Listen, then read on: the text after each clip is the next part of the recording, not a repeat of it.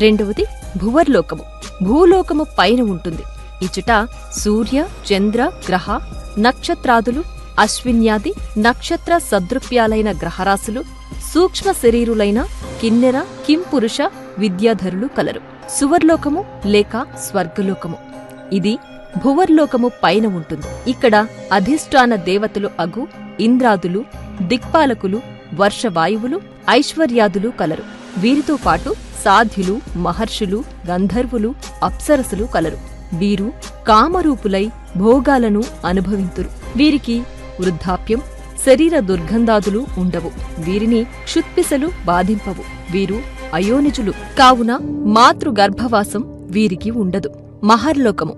ఇది సువర్లోకము పైన ఉంటుంది. ఇక్కడ దేవతలు తపస్సు చేస్తుంటారు. ఎలా స్వర్గలోకంలోని దేవతలు దివ్య సుఖాలను అనుభవిస్తున్నారో